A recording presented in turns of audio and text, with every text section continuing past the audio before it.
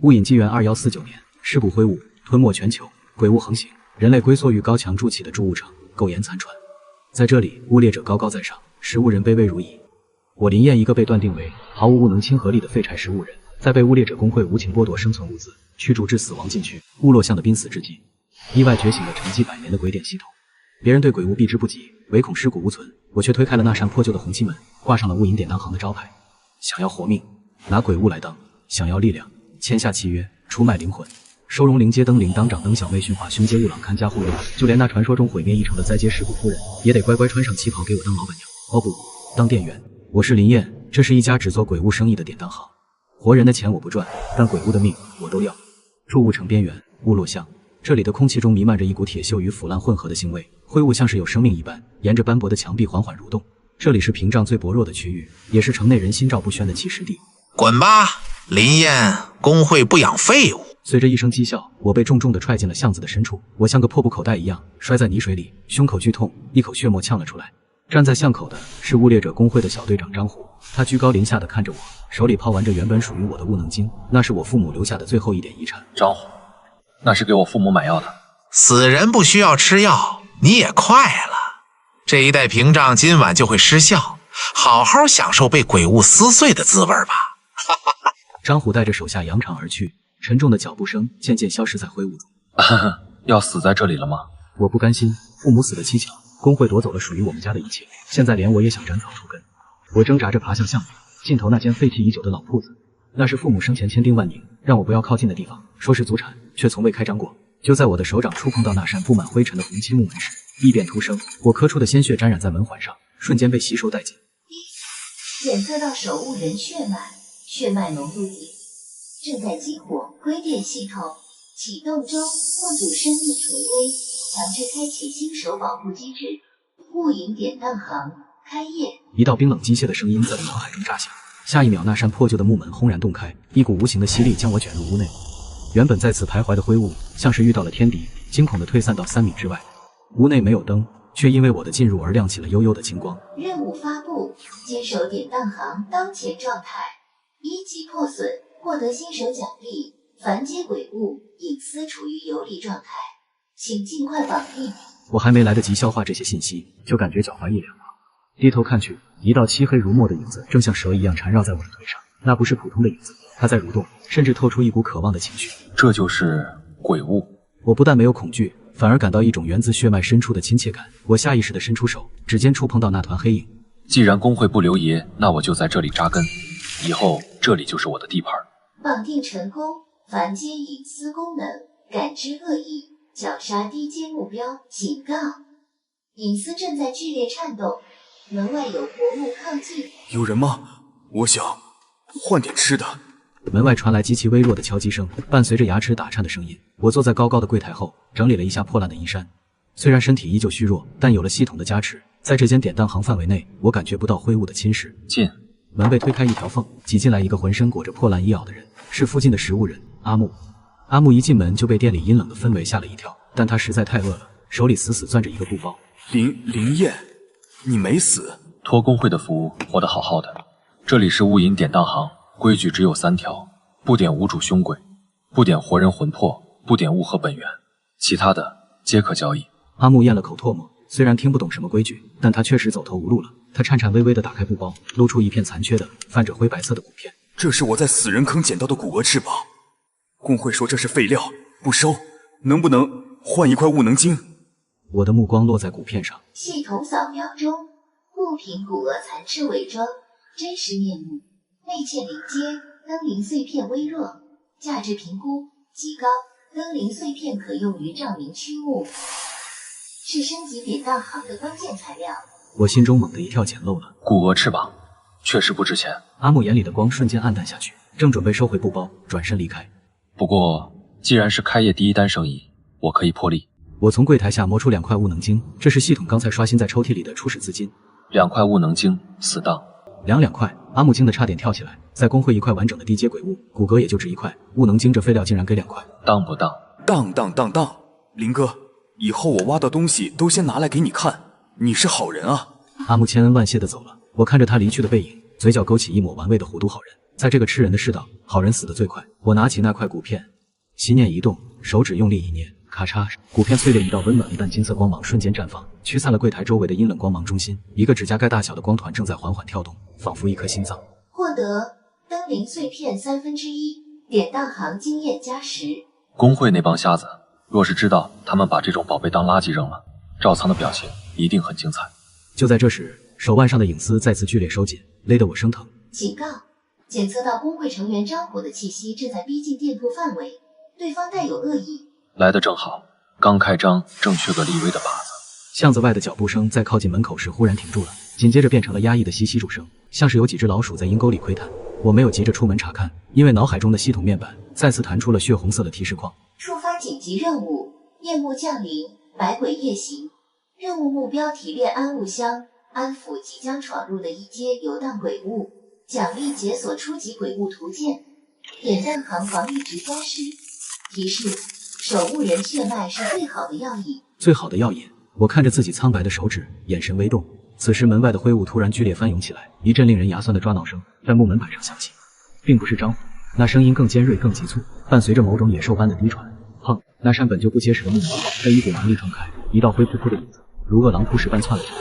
这是一只乌犬，皮毛早已溃烂，露出森森白骨，眼眶里燃烧着暗红色。他一进门就死死盯着我手中的灯灵碎片，贪婪的咸水顺着獠牙滴在地板上，发出滋滋的腐蚀声。如果是以前的我，此刻恐怕已经被咬断了喉咙。但现在的我只是静静地站在柜台后，甚至还有闲心拿起那半截骨骼残翅的粉末，放入一只缺角的香炉。乌犬发出一声咆哮，带着猩红扑向柜台后的我。急什么？我神色淡漠，指尖在柜台上一划，一滴殷红的鲜血渗出，精准地滴入香炉。气！随着我低沉的嗓音落下，香炉中并没有火光，却瞬间腾起一股淡金色的烟雾。这烟雾不呛人，反而带着一股雨后泥土的清冷香气。这就是安物香，青烟如蛇，在半空中灵巧地转了个乌犬低头触碰到我鼻尖的前一秒，钻进了他的鼻孔。神奇的一幕发生了，原本凶性大发的乌犬动作瞬间僵硬，半空中的身体像是被按下了暂停键，重重地摔在地上。他眼眶里的红光剧烈闪烁，似乎在挣扎，但随着我体内守护人血脉的共鸣，那股来自上位者的威压顺着香气死死压制住了他。我缓缓走出柜台，手腕上的影丝蓄势待发，但我并没有攻击，而是伸出手掌心向下，虚按在乌犬溃烂的头顶。趴下！仅仅2个字，却带着不容置疑的命令。乌犬喉咙里发出呜呜的哀鸣，那是一种遇到天敌般的臣服。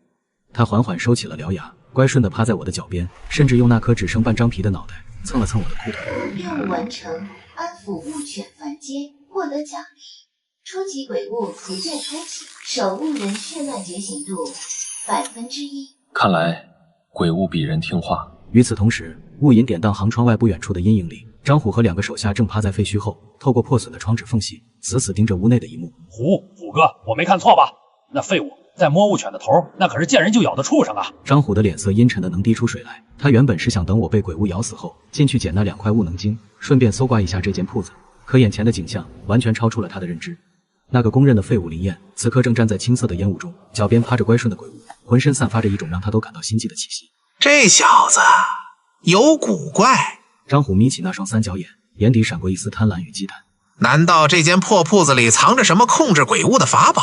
虎哥，那咱们还冲吗？冲个屁！没看那雾犬听他的吗？看来硬抢有风险，得换个法子。他摸了摸怀里那颗准备用来栽赃陷害的假货，脸上露出一丝阴毒的笑。明天让他自己乖乖把铺子和法宝都吐出来。走！张虎带着人悄无声息地退入灰雾中。屋内我似乎感应到了什么，转头看向窗外，空无一人的黑暗。既然来了，不留下点什么就想走。我拍了拍雾犬的脑袋，轻声道：去守着门口，明天有大生意上门。次日清晨，朱雾城的灰雾依旧浓稠，阳光只能艰难地透出一丝惨淡的白。雾隐典当行刚修好的木门再次被人暴力踹开，张虎带着2个跟班大摇大摆地走了进来，脸上挂着一抹不怀好意的假笑。哟，林老板，起得挺早啊！我正在擦拭柜台，眼皮都没抬一下，门坏了，要赔10块物能晶。赔？哈哈哈哈！听见没？这废物跟我要钱！笑完，他脸色骤然一冷，从怀里掏出一颗拳头大小、散发着幽幽紫光的圆珠，啪的一声拍在柜台上。林燕，别说虎哥不照顾你，这是兄弟们拼死弄来的高阶物狼盒，市面上哪怕是有杂志的，都要卖50物能晶。看在咱们认识多年的份上， 30块卖给你了。就是，这可是宝贝，也就虎哥心善想拉你一把。我放下抹布，目光落在那颗紫光流转的圆珠上。表面看去，这东西确实晶莹剔透，不能波动，也很强烈。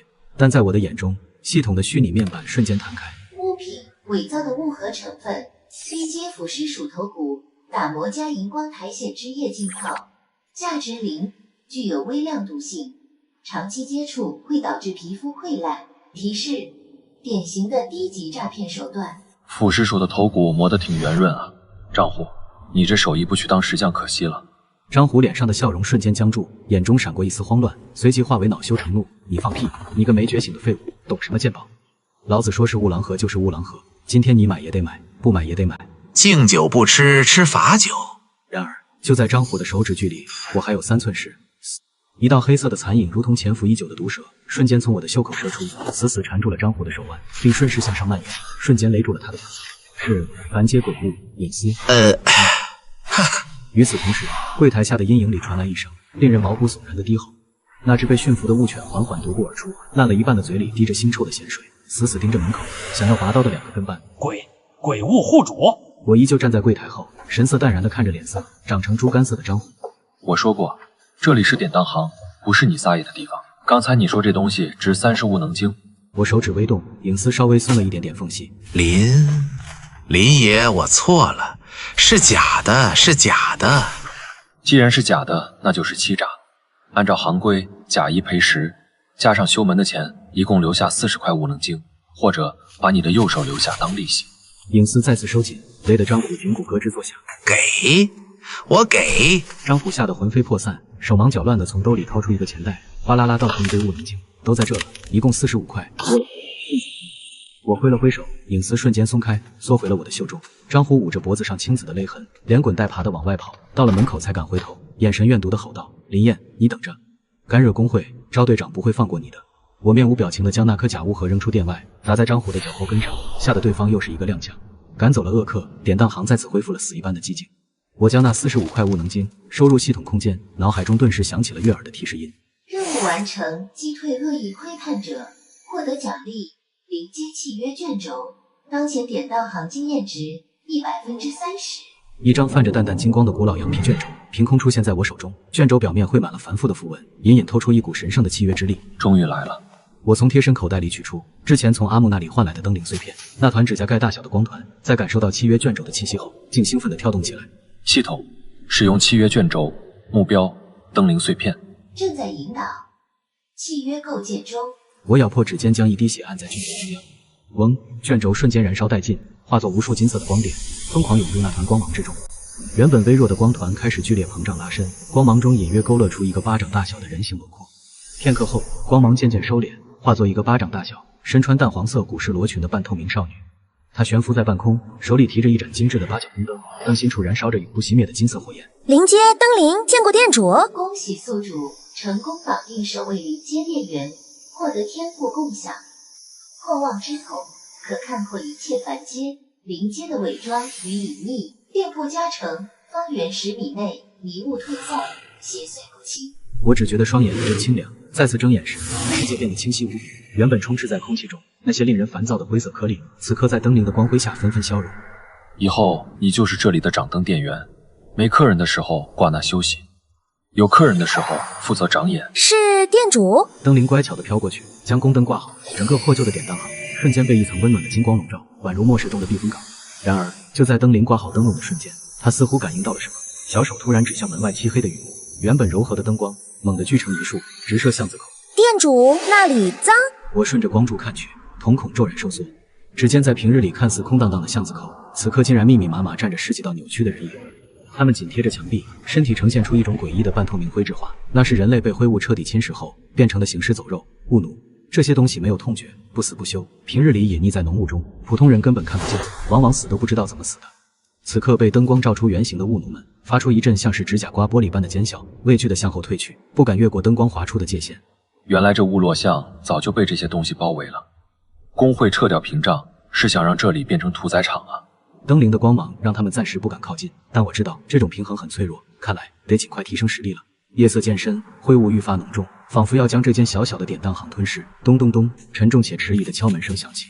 不同于张虎的嚣张，这声音里透着一股深深的疲惫和绝望。进。门被推开，一股潮湿的寒气涌入。进来的是一个头发花白、背着破旧行囊的老人，他是这一代资历最老的食物人，人称老鬼。老鬼一进门，先是震惊地看了一眼趴在门口睡觉的乌狼，又看了看悬浮在柜台旁的灯灵，浑浊的老眼中闪过一丝不可置信。这个曾经被所有人看不起的林家小子，竟然真的在这个死地里站稳了脚跟。林老板，我想做笔买卖。老鬼叔，你是长辈，叫我林燕就行。想当什么？老鬼颤抖着手，并没有从行囊里掏东西，而是指了指自己的眼睛和耳朵。我要当我的物感。我微微一怔，食物人能在灰雾中生存，靠的就是对物能极其敏锐的感知力。老鬼能活到这个岁数，全靠他那一身出神入化的听物辨位本事，这不仅是他的饭碗，更是他的命。没了物感，你在城外活不过半天。你要换什么？换救命的药，或者是法子。我女儿小雅，她开始灰化了。工会的驱魔药剂要500物能金，我凑不够，真的凑不够啊！触发任务，老鬼的请求。任务描述：食物人老鬼愿献祭自身天赋，只为救你。选择1，接受典当，剥离其感知天赋，价值高，兑换普通驱魔药剂，奖励大量物能金。选择2，拒绝典当，提供帮助，利用守护人血脉尝试压制灰化，奖励食物人联盟的忠诚，解锁进化技能前置。我看着跪在地上的老人，脑海中浮现出小时候父母还在时，老鬼曾偷偷塞给我半块干粮的画面。起来，你的感知力太老了，我不收。老鬼面如死灰，身体瘫软下去。连你也不收吗？报应都是报应。我不收你的天赋，但我可以去看看小雅，或许我有办法让她不去工会也能活下来。你说真的？可是连工会都没把握。林燕，你虽然有些奇遇，但这可是灰化。我没有解释，只是抬起手，悬浮在一旁的灯灵心领神会，飞过来落在我的肩头。那原本凶残的雾狼也温顺地站起身，抖了抖毛，走到我身后待命。一人一灯一狼，这诡异又和谐的组合，让老鬼到了嘴边的质疑硬生生咽了回去。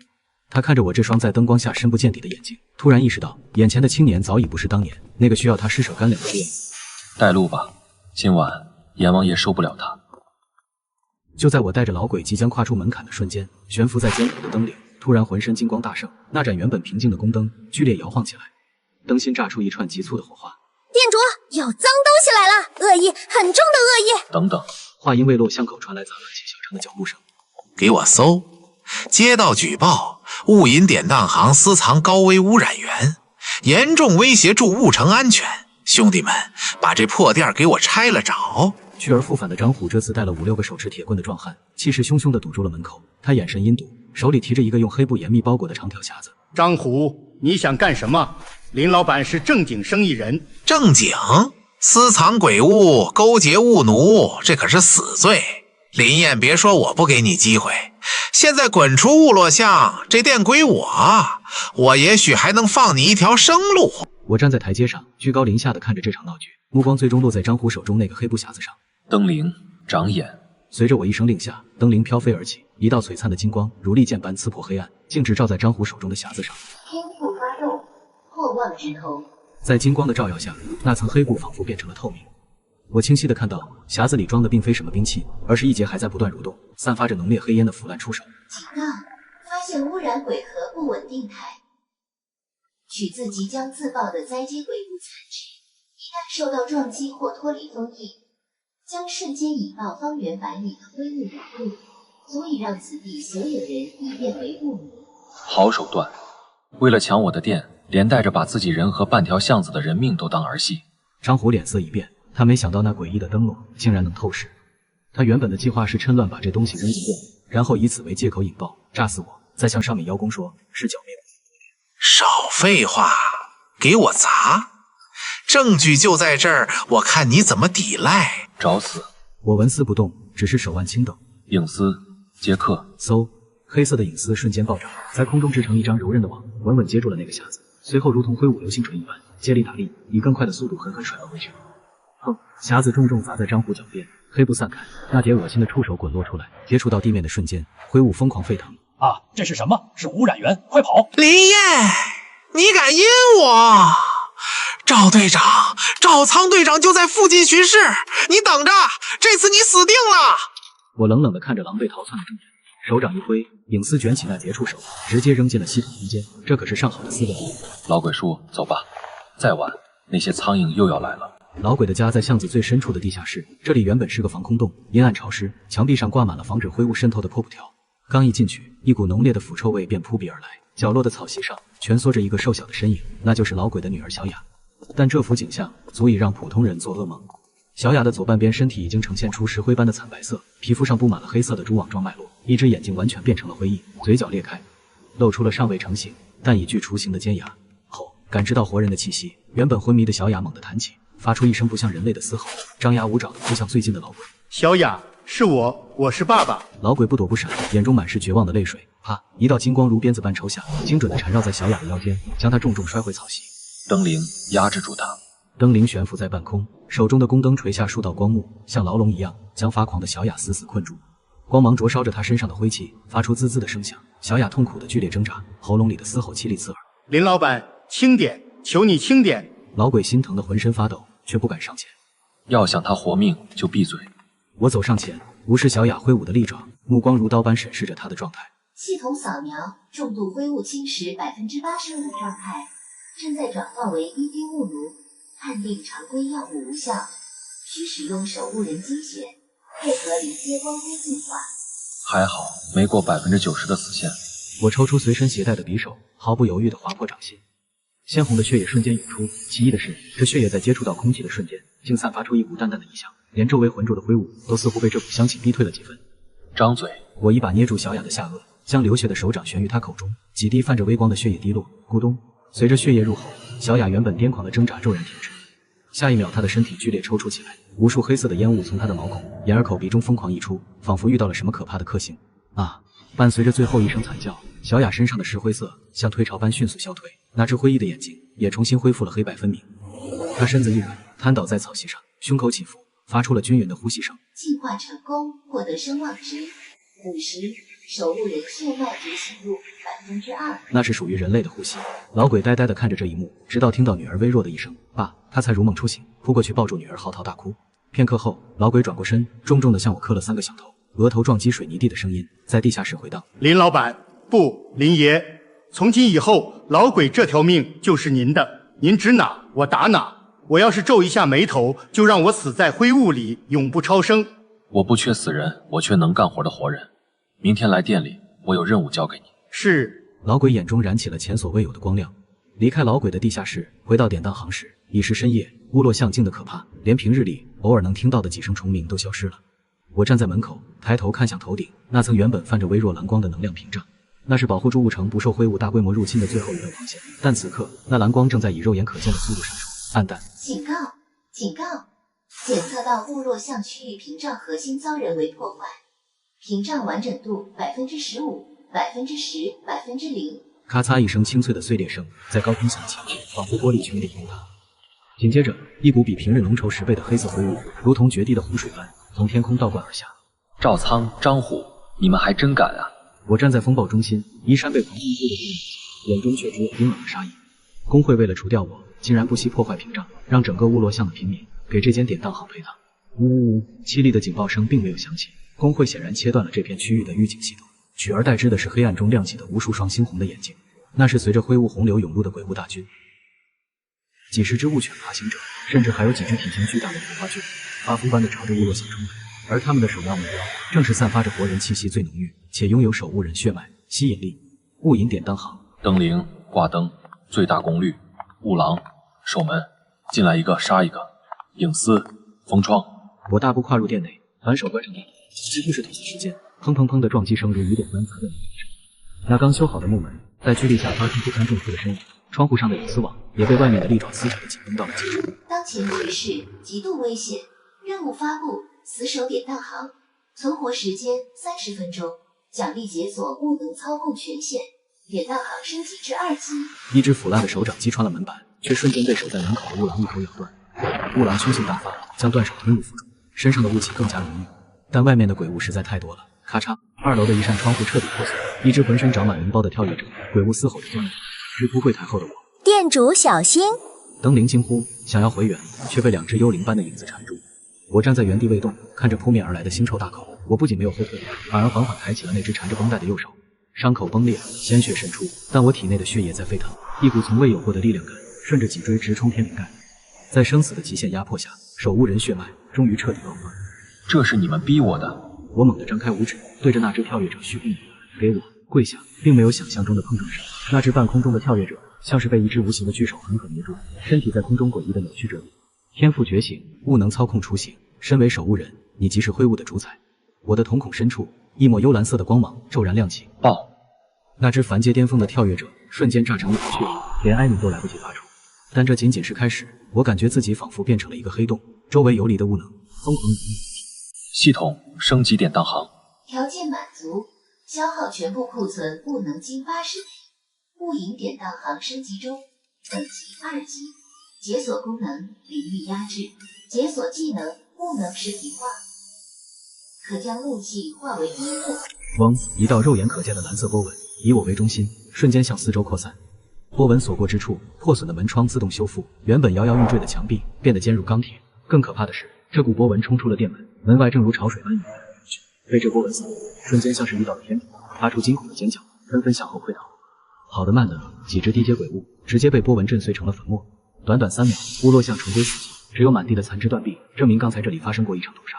我深吸一口气，眼中的蓝光渐渐隐去，身体却因透支而微微晃动。灯灵急忙飞过来扶住我。店主，您没事吧？没事。我擦去嘴角的血迹，目光穿过窗户望向巷子口，那几道刚刚出现的人影，那是几个身穿制式皮甲、胸口别着污猎者工会徽章的精英队员。领头的人身材高大，面容阴飒，手里把玩着一把金刚长刀，正是污猎者工会的大队长赵仓。他们原本是来收尸的，却没想到看到了鬼屋溃逃的奇景。啪啪啪，赵仓缓缓拍着手，皮靴踩在泥水里，一步步走向典当行。精彩，真是精彩！没想到区区一个废柴食物人，竟然藏着这么大的秘密。林燕，看来我们得好好谈谈了。我推开门，站在台阶上，身后是一朗一灯，以及刚刚升级后焕然一新的典当行。谈谈可以，进门费100物能金，少一个子儿，滚！赵仓听到100物能金这个数字，怒极反笑。100块，林燕，你那个死鬼老爹没教过你，胃口太大容易撑死吗？给我上，把这破店拆了，我看他怎么收钱。随着赵仓一声令下，身后的4名精锐队伍同时拔刀冲锋，他们配合默契，两人攻向门口的物权，两人直取我。原本凶悍的看门物权，面对这种训练有素的猎杀小队，竟然露出了惬意。毕竟他只是低阶鬼物，而对方手里的武器都经过附魔。店主，灯灵想要出手，却被赵仓一记附带火光的刀气逼退，灯笼上的光芒瞬间暗淡。在我的地盘动武！我站在台阶上纹丝不动，我这双深邃的眸子里，幽蓝色的光芒再次亮起，仿佛2团燃烧的鬼火。系统提示：检测到敌对攻击，领域技能发动，物能操控。赢！我抬起手对着空气轻轻一抓，那4名冲锋的队员突然感觉脚下一沉，仿佛踩进了深不见底的沼泽。紧接着空气中弥漫了灰雾，像是听到了君王的号令，瞬间凝聚成使者，化作4只灰色的巨手，死死抓住了他们的脚踝。什么鬼东西，动不了了！去！悬浮在空中的灰雾瞬间拉长，冰化变成了10几把锋利的刃，悬停在那些队员面前，锋芒利。再动一下，头颅落地。我的声音不大，却让在场所有人背脊发凉。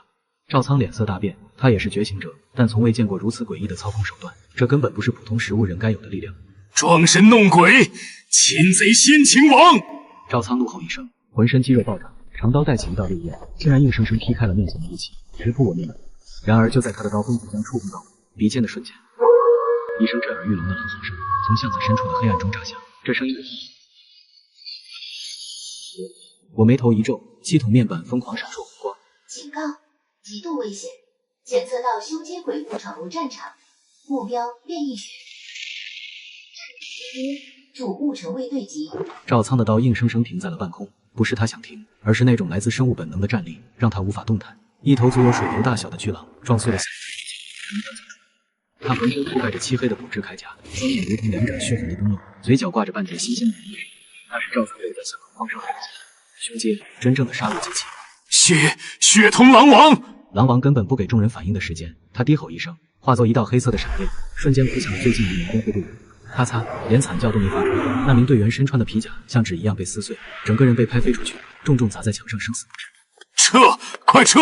赵仓死后对着身就但狼王显然被血腥味刺激得更加狂暴，他猛地转头，死死盯住了气血最旺盛的正侧。狼王高高跃起，利爪带着撕裂空气的走走。赵仓避无可避，只能举刀格挡。当一声金铁交鸣的巨响，赵仓手中的附魔长刀竟被生生拍断，他整个人如同断线的风筝般倒飞出去，正好滚落在雾影典当行的台阶下，大口吐血。狼王落地踩着身体，那张血红大脸凝聚起一坨根源不可的气。完了！赵仓绝望地闭上。我说过，这里是我的地盘，要在我的店门口杀人。问过我了吗？赵仓猛地睁眼，只见我不知何时已站在他身前，身在巨大的狼王面前。兑换凶阶强效契约卷轴，消耗200物能金赊账模式，利息10%，兑换成功。我手中凭空出现一张散发着黑红光芒的卷轴，我看着那头只会喷吐雾弹的狼王，眼中没有丝毫惧色，反而透着一股狂热。正愁缺个强力保镖，你自己送上门来了。物能操控锁。狼王经络拼命挣扎，他的力量大，火焰发出轰烈的脆响。灯灵照他的眼睛。是。灯灵拼尽全力，宫灯爆发出如探照灯般刺眼的强光，直射狼王那双血红的瞳孔。呜！狼王被强光制麻，动作出现了一瞬间的僵直。就是现在，我一步踏出，身形如鬼魅般，黑红卷轴狠狠拍在他覆盖着骨甲的额头上。给我臣服！契约发动，意志判定中，双方精神力博弈，检测到宿主拥有守护人血统，合力加成100%，判定通过。恭喜宿主成功收复凶阶变异血统雾狼王。原本狂暴的狼王突然浑身一颤，眼中血红色的凶光迅速褪去，取而代之的是一丝轻蔑与敬畏。他口中凝聚的雾弹消散，庞大的身躯缓缓伏低，硕大的头颅贴在我的嘴边上，发出讨好的呜咽声。全场死寂，赵仓瘫坐在地上，看着那个抚摸着恐怖巨兽头颅的年轻人，只觉得一股寒气从脚底直冲天灵盖。那是凶阶啊，连工会会长都要忌惮3分的存在，竟然被我像训狗一样收服了。我缓缓转身，居高临下的看着赵仓。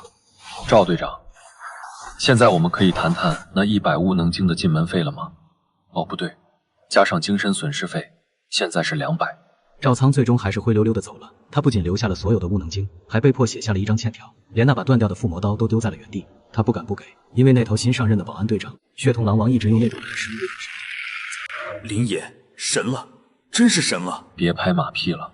我脸色有些苍白，刚刚强行契约，凶阶鬼物对我的精神力消耗极大。老鬼叔，麻烦你去叫人，把这附近的屏障修一下，顺便把店门加固。好嘞，我这就去把食物人联盟的兄弟们都叫来。大家伙儿早就受够工会的鸟气了，您现在就是我们的主心骨。老鬼兴奋地应道，转身跑入巷子深处。没过多久，几十个衣衫褴褛但眼神坚定的食物人带着工具赶到了。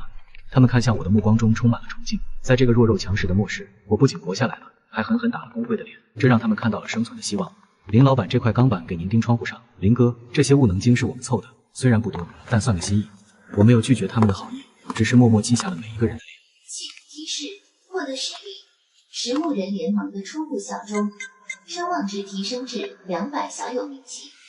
店铺修复进度80%。与此同时，驻雾城中心一座高耸入云的黑色尖塔之上，一个身穿银白色紧身作战服、长发如瀑的女人正站在落地窗前，她手中拿着一只单筒望远镜，镜头锁定的方向正是边缘区的雾隐典当行。有意思。苏清月放下望远镜，露出一张清冷绝艳的脸庞，她修长的手指轻轻敲击着窗沿。守雾人的手段消失了100年，竟然在一个弃子身上重现了。城主，赵仓在林燕手里吃了大亏，工会那边恐怕不会善罢甘休，我们要不要插手？不用，赵仓只是条疯狗，他背后的人才是关键。我想看看这个林燕能不能逼出工会那帮老家伙的底牌。他顿了顿，从桌上拿起一块玉佩，那玉佩的材质与我的典当行门环的材质惊人的相似。如果他能撑过下一轮攻击，就把这个送给他。那是守雾人的信物。棋子已经入局，这潭死水终于要活了。雾隐典当行内，我正坐在柜台后，手里把玩着赵仓留下的那把断刀。阿 T， 我突然打了个喷嚏，揉了揉鼻子。谁在念叨我？任务发布身世的线索，工会高层已知晓你的存在，请利用枯面铜镜收集工会党外污染鬼核的证据，以此作为反击的筹码。提示：枯面铜镜线索将在明日出现。我看着系统面板，眼中寒光一闪。反击吗？正合我意。次日柜台前，一个全身裹在黑斗篷里的男人颤颤巍巍地递出一个布包，他不敢看我的眼睛，更不敢看门口那头正在啃骨头的巨大狼王。这就是你要的东西。我解开布包，一面古朴的铜镜显露出来，镜面斑驳，背面雕刻着一张似哭非哭、似笑非笑的诡异人脸，拿在手里冰凉刺骨。系统扫描临街鬼物，枯面统计功能，回溯可映照出持有者内心最恐惧的记忆或物品沾染过的罪恶画面，副作用：使用者需承受精神冲击。这镜子邪门得很，每晚都发出哭声。我不要了，只要10块物能晶。黑衣人急促地说道，像是甩掉一个烫手山芋。成交。我扔出10块晶石，黑衣人抓起就跑。我拿起铜镜指尖，划过那张哭脸。我要找的不是别人的恐惧，而是这面镜子曾记录下的罪证。这镜子原本属于工会的一名会计，那人死得不明不白，镜子流落到了黑市。系统消耗50点精神力，激活回溯功能。目标：检索关于污染鬼河的交易记录。嗡，镜面一阵水，波纹般的晃动，原本的倒影消失，取而代之的是一段清晰的画面。画面昏暗，地点是工会地下的秘密仓库，主角正是赵仓。他正指挥着手下将一箱箱散发着黑烟的污染鬼河搬上车，对面是一个满脸横肉的走私贩子。赵队长，这批货纯度太低，很容易失控爆炸，卖给城里的富人，万一出事……谁让你卖给富人了？把这些东西掺在低级能源包里，卖给贫民窟的那帮食物人。反正他们烂命一条，炸死几个算什么？只要利润够高，死多少人都值得。哈哈哈，还是赵队长高明，废物利用嘛。画面戛然而止，我放下铜镜，眼中的寒意比镜面还要冷。废物利用，烂命一条。赵仓，这句话我会让你在一个万人瞩目的场合亲自吞回去。任务完成，掌握黑料，获得物品，关键罪证，视频影像。警告：工会暗哨已察觉你的调查行动，暗杀小队正在集结。深夜雾气如墨，几道几乎与夜色融为一体的身影悄无声息地翻过了乌云典当行的围墙。他们是工会豢养的影杀卫，专门处理见不得光的赃物，每一个都是觉醒了武逆天赋的好手。领头的杀手做了个手势，一个不留。然而，当他们摸到那扇破旧的木门前时，却发现门是虚掩着的，屋内没有点灯，只有一双血红色的巨大瞳孔在黑暗中静静地注视着他们。情报有误，那头狼王在啊！血统狼王早已饥渴难耐，他不需要我的指挥，对付这场事能够放弃，他的本能就足够了。这是一场狼王的古斯铠甲忽视了一场他每一次挥手都带起一阵腥风血雨。短短2分钟，5名影杀卫全部变成了泥塑。灯铃飘了出来，点亮了屋内的灯光。我从2楼缓步走下，看着地上唯一还在抽搐的一个活口，那是个年轻的杀手，双腿已被狼王拍碎。别杀我！杀手惊恐地看着那个被狼王蹭着裤腿的青年。我没有说话，只是蹲下身，从领头杀手那破碎的尸体上搜出了一个染血的皮夹，皮夹里有一张行动指令单，还有一块造型奇特的怀表。看到那块怀表的瞬间，我的瞳孔骤缩，表盖内侧刻着一行小字：赠我儿林燕，父子。这是父亲失踪那天随身携带的怀表，怎么会在工会的杀手身上？这东西哪儿来的？杀手看着我这双瞬间充血的眼睛，吓得魂飞魄散。是副会长给队长的战利品，据说是5年前清理不听话的守护人时留下的纪念。轰！我脑中名为理智的弦瞬间崩断，原来不是失踪，也不是意外，父母是因为拒绝同流合污，被工会清理了。而这群畜生竟然把受害者的遗物当成战利品来炫耀。很好，你们的命还有赵仓的命，我收下了。我站起身，手中的怀表几乎被捏变形，我眼中的怒火仿佛能烧穿这无尽的灰雾。狼王，一滴碎了杀手的喉咙。死因确认被暗杀，宿主心境对话，复仇之火燎原，获得凶阶战利品，影杀匕首成武。次日清晨，筑物城最繁华的南城门，这里是进出城的必经之路，此刻正聚集着数以千计等待出城拾荒的食物人，以及大量收购材料的商贩。突然，一道巨大的光幕投射在城门上方厚重的城墙上，那是什么东西？好像是幻象。人群骚动起来，只见城楼之上，我身穿一袭黑色长风衣，身旁悬浮着那面巨大的圆面铜镜，那是经过系统强化的投影模式，足以让半个城区的人看清镜中的画面。各位早上好，在大家为了几块物能晶拼命之前，我想请大家看一出好戏。此时正在城门口巡视收税的赵仓心头猛地一跳，一股不祥的预感涌上心头。那是林燕，快把他给我打下来！但已经晚了。铜镜震动，画面开启，那段赵仓在地下室里狞笑的影像，配上那句清晰无比的“反正他们烂命一条，炸死几个算什么”，如同惊雷一般在广场上炸响，全场死寂。紧接着是冲天的哗然与愤怒，那是我的邻居老王，他就是买了劣质能源包被炸死的。原来是工会干的，他们把我们当猪狗杀。赵仓，你个畜生！愤怒的情绪在人群中疯狂蔓延，数千双眼睛死死盯着城门口的赵仓，那眼神不再是畏惧，而是恨不得吃其肉寝其皮的仇恨。赵仓的脸瞬间变得惨白，他怎么也没想到，这种绝密的交易记录会被我搞到手，还当众播放。假的，那是合成的幻术，那是污蔑！护卫队，把这些刁民给我驱散，把林燕给我杀了！但在场的工会护卫队员们犹豫了，面对数千名暴怒的民众，谁敢动手？一旦激起民变，城主府绝对会拿他们祭旗。工会声誉今日尽毁，这只是利息。赵仓，真正的大餐还在后面。任务完成，反制工会。工会声望下降，3000点名声扫地，宿主声望暴涨，成为平民眼中的揭秘英雄。警告赵仓已陷入疯狂，正在策划孤注一掷的陷阱。就在这时，一个穿着城主府制服的侍从穿过混乱的人群，来到赵仓身边耳语了几句。赵仓原本惊慌失措的脸突然平静下来，最后化为一抹极其怨毒的冷笑。他抬头看向城楼上的我，做了一个抹脖子的动作。当晚，一封烫金的邀请函送到了雾隐典当行。诚邀林燕先生明日前往乌海楼一叙。关于令尊当年的遗物，我有些话想当面说。赵仓，我看着手中的邀请函，指尖燃起一缕青色火焰，将其烧成灰烬。鸿门宴吗？那我就带上我的千军万马去赴你的宴。乌海楼，驻雾城内最高档的销金库，平日里灯红酒绿，今夜却死寂的像一座坟墓。我推开顶层包厢的大门时，偌大的圆桌旁只坐着赵仓一人，他面前摆着那把断掉的附魔刀，手里摇晃着一杯猩红如血的酒液。只有你一个人。我站在门口身后的阴影里，血统狼王的低吼声若隐若现。杀你，我一个人就够了。赵仓仰头饮尽杯中酒，脸上露出一种病态的潮红。他猛地撕开上衣，露出精壮的胸膛，那里竟然镶嵌满了黑迹，散发着令人作呕黑气的污染鬼。你疯了！把那东西种在身体里，你会变成失去理智的怪物。只要能杀你，变成鬼又如何？赵仓狞笑一声，胸口的鬼核黑光大盛，无数黑色的血管如蚯蚓般爬满他的全身，他的气息瞬间暴涨，甚至超越逼近胸阶。去死吧！狼王早已蓄势待发的血管咆哮着扑了上去，巨大的骨爪和手狠狠靠在一起，人气朗气。令人震惊的是，身为凶劫鬼物的狼王竟然被震退了3步，而赵仓只是晃了晃肩膀。这就是力量。赵仓此时已经半人不鬼，双眼全黑，并不是心强，而是转头召唤师本体一死，契约物就是废物。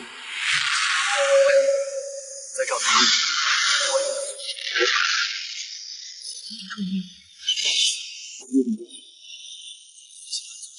死亡的气息扑面而来。就在我准备拼着血脉反噬强行以逃死的任务时，铮！一道清冽如秋水的剑吟声瞬间盖过了所有的喧嚣。那一刻，时间仿佛静止，一道银白色的剑气窗外激射。窗外一道高挑的身影踏着挥舞，凌空而立，月光洒在他的银色作战服上，宛如女武神降临。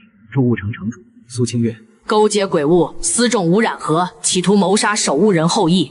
赵仓，你死1万次都不够。城主，你怎么会？不知苏清月根本没给他辩解的机会，指尖轻弹，一道剑气直接贯穿了赵仓胸口。那颗罪恶的心脏瞬间腐蚀，赵仓的身体迅速崩溃，化为一滩黑色的脓水。我靠在墙边，大口喘着粗气，看着眼前这个强大到离谱的女人。为什么要救我？苏清月收起长剑，转过身，目光落在我那张苍白的脸上，久久没有说话。直到我被看得有些发毛，他才从怀里掏出一块温润的玉佩扔了过来。因为你这张脸和你父亲林啸天一模一样。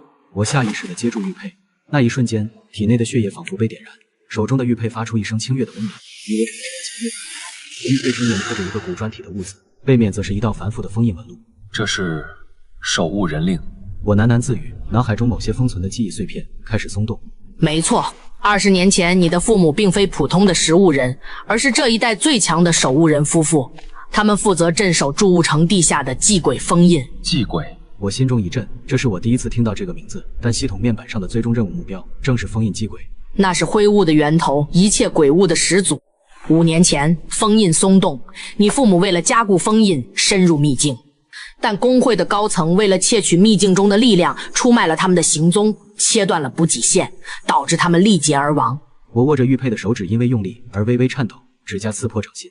赵仓只是个马前卒，工会背后的那几个老家伙才是真正的凶手。但凭你现在的实力，去找他们就是送死。那我要怎么做？这块玉佩不仅是身份的象征，更是开启守雾人秘境的钥匙。你父母当年的传承，还有彻底封印祭鬼的方法都在里面。但是，那个秘境现在已经被一只强大的灾阶鬼物占据了，她叫石谷夫人，其实力远超狼王100倍。灾阶又如何？我的典当行正缺一个镇店之宝，既然他占了我家的地盘，那就把他也抓来打工。我将玉佩紧紧攥在手心，转身走向门口，背影孤绝而坚定。苏清月看着我离去的背影，嘴角终于勾起一抹极淡的笑意。果然是凌啸天的种够狂。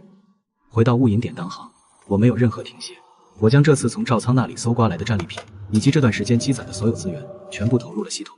系统全部熔炼升级典当行。检测到海量资源注入，守护人信物激活，恭喜宿主雾隐典当行升级至3级。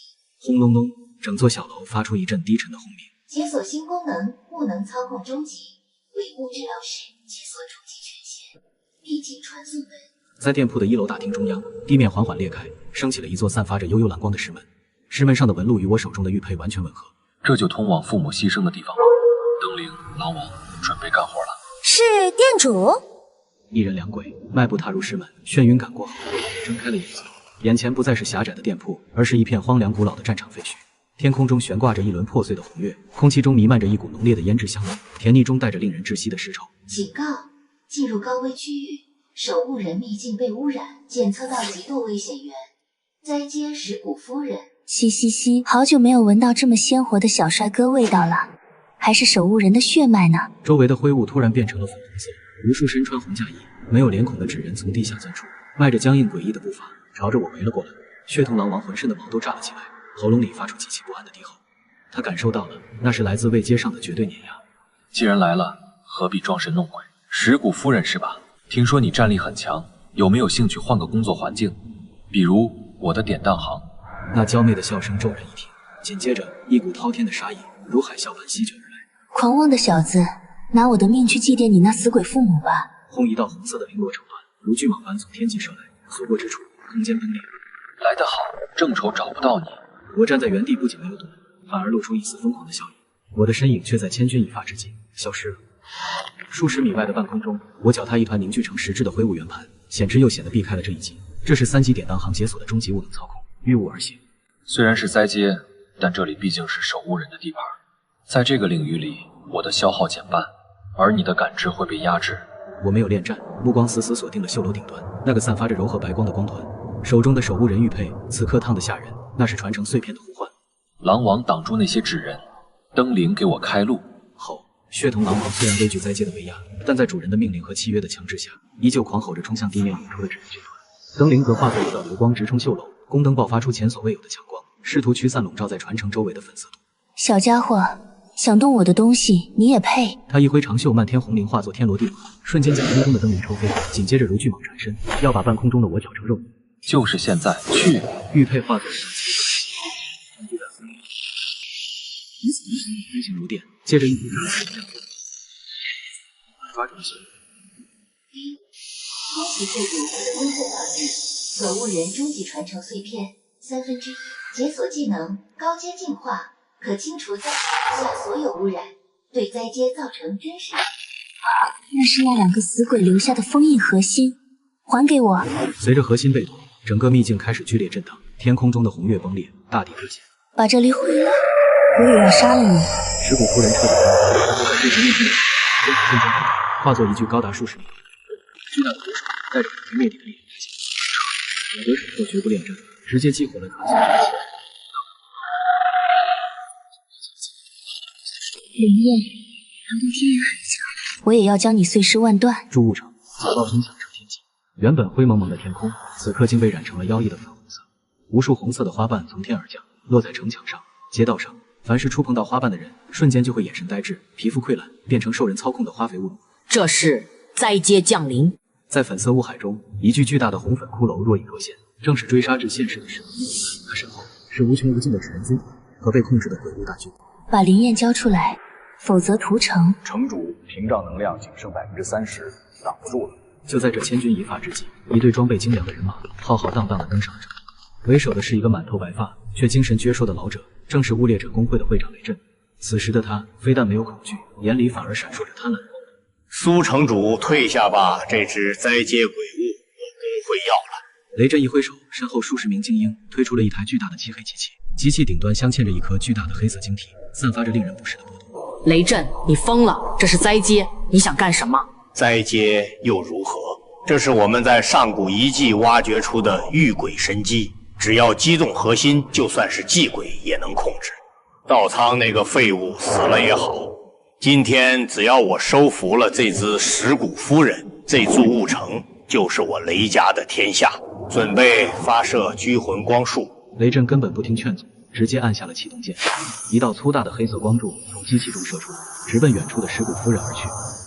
黑色光柱精准地击中了石骨夫人的胸口。中了，给我跪下，成为我的奴隶！那巨大的红粉骷髅却是停顿了一下。呵呵，人类的虫子，拿着那个老不死的祭鬼拉出来的一点排泄物就想控制我。他伸出一根巨大的骨指，轻轻弹在那道黑色光柱上。回去。什么？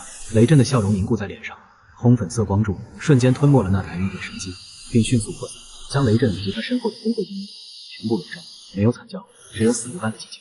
待光芒散去，苏清月和周围的守城士兵惊恐地看到，原本不可一世的雷震，此刻正僵硬地站在原地。他的皮肤变成了惨白色，双眼被2朵妖艳的红花取代，嘴角裂开到一个夸张的弧度。西西拜见主人。这完了，全完了。守城士兵们的心理线彻底崩溃。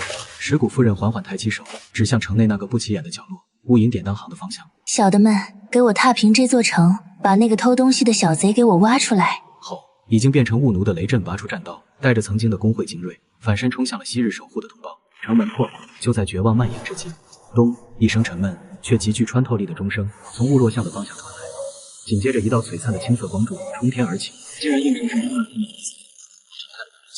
那是雾隐典。光柱之中，我身穿守护人长袍，手持一枚发光的碎片，缓步走出。我的身后体型暴涨1倍的血统灯灵手中的宫灯化作烈阳。不仅如此，在我身侧还有2股势力汇聚。为了林爷，为了活命，跟这帮怪物拼了！我还以为你跑了。店还是我的，往哪儿跑？而且我也想试试，刚到手的传承到底有多强？他太强了，我们怎么打？雷震变成雾奴，反而帮了我们大忙。工会的阵型乱了。苏城主，你带人挡住雷震和纸人军团。老鬼叔，你们负责在外围用安雾香干扰地阶雾奴。那你呢？瞄着熊熊战争，直指石骨夫人。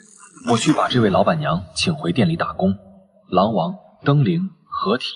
随着我一声令下，诡异的一幕发生了，灯灵瞬间化作一道流光钻入我内心，为我披上了一层金色的光辉战袍。而血瞳狼王则咆哮着化作无数黑气，附着在我的右臂上，形成了一只狰狞巨大的狼首拳头。这是3级典当行解锁的终极战斗形态，人鬼合一。老妖婆，来战！不知死活。但这足以拍碎城墙的一击，却被我单手接住。那只附着了狼王力量的狼首拳头，死死抵住鼓掌。虽然我被压得骨骼咯吱作响，但我挡住了。给我净化！我另一只手猛地按在石骨夫人的骨指上，掌心中的传承碎片爆发出耀眼的白光，滋滋滋，如同滚油泼血。白光顺着石骨夫人的骨骼疯狂蔓延，那些附着在她身上的粉色毒气和黑色怨念开始剧烈消融。啊，这是什么？好痛！石骨夫人发出痛苦的尖叫，巨大的骷髅身躯开始颤抖缩小。苏城主，斩断他和祭鬼的联系。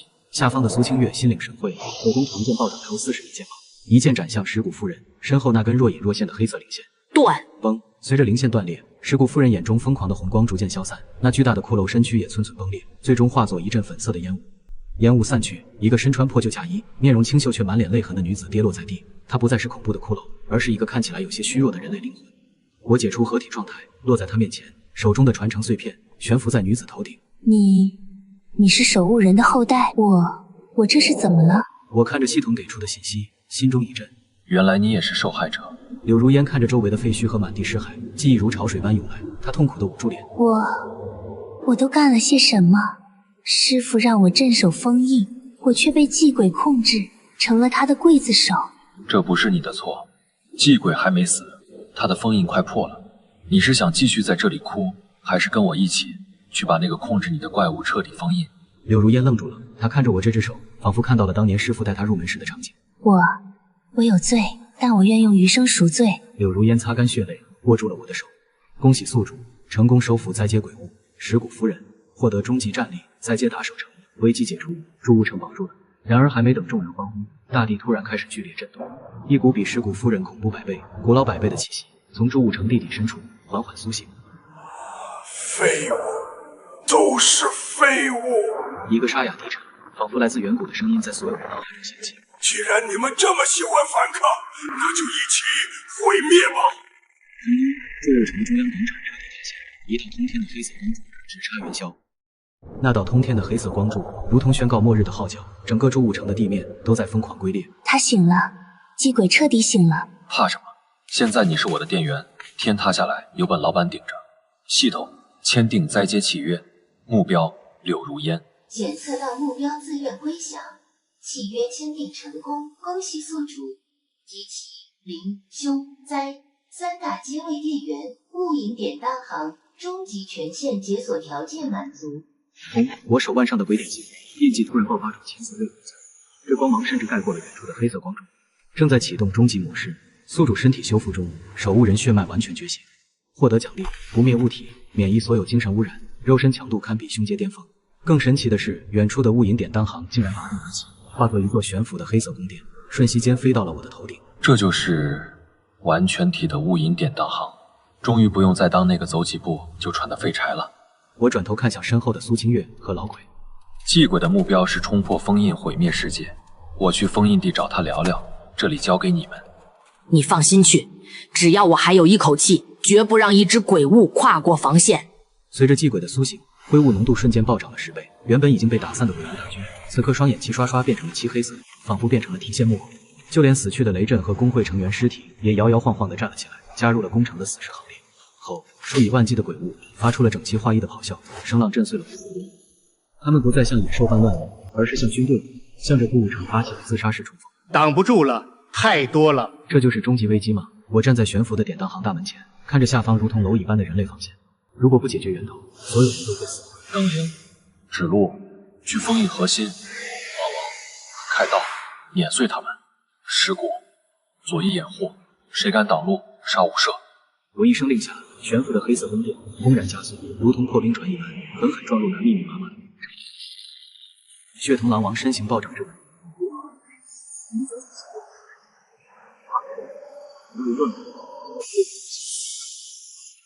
将企图飞上来的飞行鬼物全部绞杀。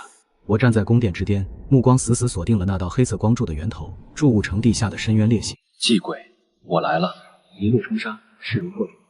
有着3大鬼物护法，我驾驭着典当行，硬生生在无穷无尽的鬼物海杀出了一条血路，直抵那道巨大的地底裂隙边缘。这里是灰雾灾变的起点，也是地球的伤疤。此时，裂隙深处的封印阵法已经布满裂痕，一个庞大到无法形容的黑色阴影正试图从地下挤出来。仅仅是溢出的气息，就让周围的空间开始扭曲崩塌。盟友们在用命帮我拖延时间，人不无数。我回头看了一眼远处的筑武城，那里火光冲天，苏清月和老鬼正在拼死抵抗，每一秒都有人倒下。主上封印松动了，那东西要出来了。那就把它按回去。我纵身一跃，从悬浮的宫殿上跳下，直坠深渊。随我冲阵！深渊之中，黑暗吞噬了一切，直到我手中的守护人玉佩亮起，照亮了底部。那里一张巨大的由无数绝望面孔组成的脸，正缓缓睁开眼睛。又是守护人，100年前封印我，现在还要来送死？送死？我是来送你上路的。终极传承，齐！刹那间，我仿佛看见了100年前父母的身影，他们燃烧着生命，将这股力量永存至今。万法归一，物引风尽。滋滋滋，金光与黑气剧烈碰撞，发出令人牙酸的腐蚀声。祭鬼发出了痛苦的咆哮，那庞大的身躯竟然真的被压制住了，开始一点点往地下缩回。成功了！不对，姐，你以为这100年我在地下只是睡觉吗？我吞噬了这世间所有的恐惧与贪婪，你的传承力量不够。一股更加恐怖的黑色洪流从祭鬼口中喷涌而出，竟然我只觉得胸口如遭雷击，一口鲜血喷出。该死，他的力量早已超越了当年。金光开始暗淡，封印阵法发出了不堪重负的碎裂声。放弃吧，成为我的一部分。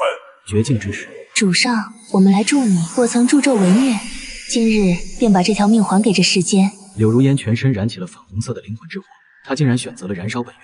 我也来，虽然我只是个灯。灯灵也毫不犹豫，原本微弱的灯芯瞬间爆燃，化作一颗金色的小太阳。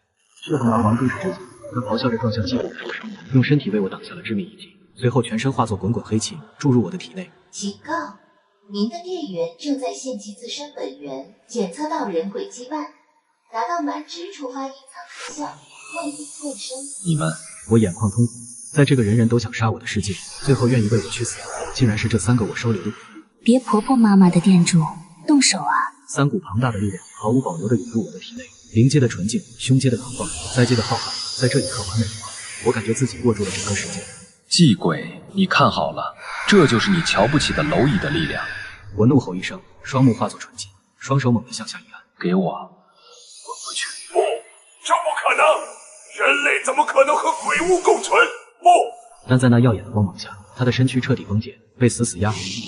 那道裂开百年的深渊伤疤，在金光的修补下缓缓闭合。封印完成，灰雾源头已被切断。随着系统提示音落下，那笼罩了世界整整100年的浓厚灰雾，竟然开始以肉眼可见的速度变得稀薄。第一缕金色的、温暖的、不带任何杂质的阳光，穿透了云层，洒在了满目疮痍的筑物城上。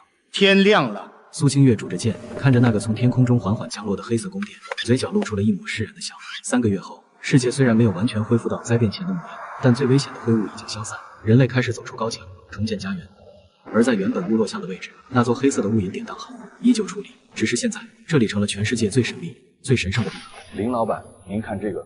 我慵懒地坐在柜台后，手里把玩着一枚修好的怀表。我的身后，一个穿着旗袍的美艳女子正在擦拭花瓶，一只巴掌大的小精灵提着灯笼在空中哼歌，而门口，一只缩小版的哈士奇正趴在垫子上晒太阳。虽然他们都因为那一战实力大损，降级严重，但都在慢慢恢复中。成色不错，想换什么？治疗药剂，还是雇佣我的店员去帮你开荒？我想加入守护人。我笑了笑，并没有直接回答，而是看向窗外，那里阳光明媚，岁月静好。但我知道，故事远没有结束。千里之外，深山无人区，一处早已荒废的古老祭坛下，一缕极淡的灰色雾气，悄无声息地从泥土缝隙中升起。那雾气在空中隐去，似乎幻化成了一张似笑非笑的诡异脸孔，遥遥望向筑物城的方向。